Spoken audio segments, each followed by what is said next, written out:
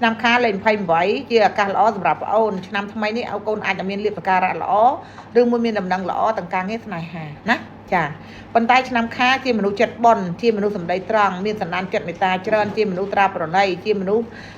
សចូលចិត្តជួយគេយកអាសាគេពេលគេដែលគេលំបាកប៉ុន្តែភាគច្រើនពេលដែលយើងលំបាកពិបាករកគេជួយណាស់ហើយណាកូនណាសម្ដីត្រង់មានភាពមុខមុតអង្គអាចក្លាហានជាមនុស្ស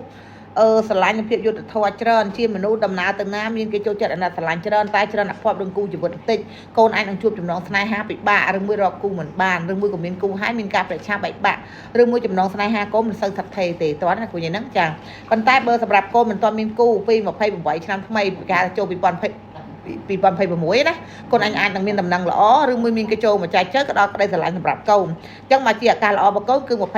29កូនអាចនឹងដល់គូបើថាអាចមានគូមកពីស្រុកក្រៅស្រុកក្នុងឬមួយថ្នាក់អាស្រ័យជាគូជីវិតចឹងទៅ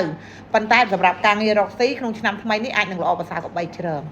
បើថារឿងរ៉ាវដែលយើងពិបាកចិត្តពីក្មេងមកដែលយើងចាក់ចេញពីស្រុកកំណើតហត់នឿយតស៊ូកំណត់ព្យាយាមឬមួយការខំប្រឹងប្រែងរក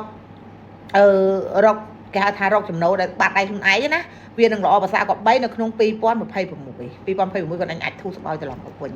តែរយៈពេលប្រហែលឆ្នាំគាត់ឯងពិបាកចិត្តឆ្អែតហើយរងទុកច្រើនសោកសៅច្រើនឬមួយក៏ការងារឬមួយទូនីតិអាចនឹងមានគេផ្ចាញ់ឬមួយគេចង់ធ្វើបាបអញ្ចឹងណាកូនណាប៉ុន្តែចូលដល់2026អាចនឹងល្អតែគូប្រផ្ដាំបន្តិចបើក្នុងឆ្នាំនេះកូនឯងមិនទាន់មានគូកូនឯងអាចនឹងដល់គូតើណាកូនយ៉ាងហ្នឹងតែបើកូនឯងមានគូជីវិតឬមួយកូនឯងមានមនុស្សដែលកូនស្រឡាញ់កូនឯងត្រូវប្រយ័ត្នបន្តិចប្រយ័ត្នមានគេមកឆក់ឬមួយមានគេមកប្រវែកមនុស្សដែលស្រឡាញ់នៅក្នុងបេះដូងចាញ់ណាកូនសួរអ្នកគ្រូវិញហ៎អ្នកគ្រូអើយឥឡូវខ្ញុំមកនេះខ្ញុំអត់ចង់មើលគុំទេចាគឺខ្ញុំចង់មើលគុំឯងចាតាក់ទងនឹងពើពេលដែលខ្ញុំទៅមកដល់ខ្មែរហ្នឹងខ្ញុំត្រូវមានលក្ខណៈថាវិស័យទៀតហ្នឹងពេលខ្ញុំទៅពើហ្នឹងគឺធ្លាក់មកលើខ្ញុំតែប៉ុន្តែគូលេងកូនលេងពើហ្នឹងគឺគេដាក់ទៅខាងប៉ាម៉ាក់ខ្ញុំតែខ្ញុំទៀតអញ្ចឹងធ្លាក់អញ្ចឹងខ្ញុំចង់ថាឥឡូវហ្នឹងវាអស់ពីខ្លួនខ្ញុំនៅខ្លួនខ្ញុំឲ្យគេដោះចេញអញ្ចឹងណាអ្នកគ្រូមើលមិញអ្នកគ្រូនិយាយប្រាប់កូនថាអ្វីដែលកូនជាប់នេះមិនមែនជាអំពើទេវាជាកម្មរបស់កូនវាជាកម្មអតីតជាតិមានគេតាមផ្ចងព្យាបាទកូនប៉ុន្តែវាឲ្យកូនឯងអត់បានត្រូវទេវាជាកម្មរបស់កូនចឹងអ្វីដែលគេធ្វើកូនហ្នឹងកូនកុំជឿបានន័យថាអ្នកគ្រូមើលឃើញឥឡូវហ្នឹងកូនអត់មានត្រូវអំពើរបស់គេទេតើអ្នកគ្រូយ៉ាងហ្នឹងបានន័យថាពីមុនមកអ្នកគ្រូអត់ដឹងទេអ្នកគ្រូអត់និយាយទេតែមកជំពួនជួបអ្នកគ្រូនេះគឺកូនអត់មានប៉ះរបស់គេទេព្រោះថាកូននឹងមានកម្មជាចំណងរបស់ខ្លួនឯងហើយលេខរបស់កូនលេខ28ហ្នឹងគេហៅថាកម្មអតីតជាតិបានន័យថាយើងមានចពាក់ចប៉ុនពាក់អតីតជាតិឬមួយក៏យើងធ្លាប់រៀនមុនគុំអ៊ំអាបយល់ណាគ្រូយ៉ាងហ្នឹងដល់ពេលមកដល់ជាតិហ្នឹងវាមានវត្ថុហ្នឹងតាមយើងបានន័យថាដូចជាពួកមុខអីចឹងទៅពួកព្រាយពួកអាបដែលវាតាមគេហៅតាមព្យាបាទយើងរាប់ជាតិរាប់ភពចឹងណាតោះណាគ្រូយ៉ាងហ្នឹងប៉ុន្តែនៅក្នុងជាតិនេះគេឲ្យកូនប្រឹងធ្វើបុណ្យសាងកុសលបានច្រើនអ្វីកូននឹងអាចរួចចាក់ទុកហើយនឹងធ្វើបុណ្យសាងកុសលឲ្យម្ចាស់កម្មពីបានច្រើន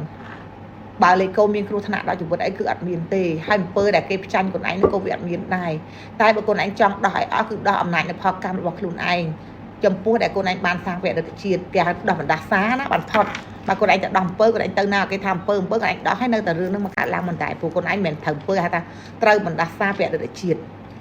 អញ្ចឹងកូនឯងនឹងជួបរឿងពិបាកស្មុគស្មាញឬមួយក៏កូនឯងអាចនឹងឈឺធុញថប់ឬមួយក៏មានអារម្មណ៍ខុសប្លែកពីអ្នកដទៃតោះណាគ្រូនិយាយហ្នឹងប៉ុន្តែអាចជំងឺហ្នឹងគេហៅថាជំងឺបណ្ដាសាទេអញ្ចឹងកូនឯងទៅមើលគេមើលមកឃើញឯងត្រូវអំពើតែម្នេះគេធ្វើត្រូវអំពើគេដោះចឹងឲ្យបានធូរស្បើយតិចវាអាចនឹងមានអារម្មណ៍កើតឡើងមកវិញតោះណាគ្រូហ្នឹងចាអញ្ចឹងគឺរឿងហ្នឹងមិនមែនអំពើទេបានន័យថាកូនឯងត្រូវបណ្ដាសាវគ្គអតីតជាតិបានន័យថាមានគេជាជាប់បាត់ព្រោះជាតិនេះកូនឯងជាមនុស្សល្អកូនឯងអត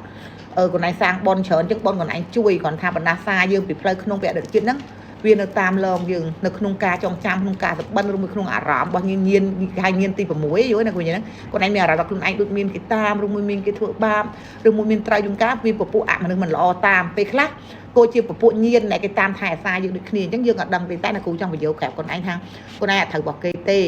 ប៉ុន្តែអ្វីដែលខ្លួនឯងចម្ពាក់ហ្នឹងគឺចម្ពាក់កម្មគេពីបពេកម្មគេពីអតីតជាតិបណ្ដាសាគេពីអតីតជាតិដូចថាពីមុនយើងធ្លាប់រៀនមុនអង្គមមានអីចឹងណាដល់ពេលយើងចាប់ជាតិមកជាតិនេះហើយដល់ថ្ងៃខែដែលយើងមិនល្អវាចាប់ផ្ដើមមកទៅធប់យើ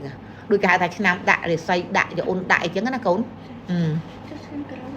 ឆ្នាំក្រោយល្អកូនប៉ុន្តែកូនឯងចង់ល្អកូនឯងដោះបណ្ដាសានឹងចេញល្អណាកូនណាឆ្នាំក្រោយលេខកូនឯងបើកខ្លាំង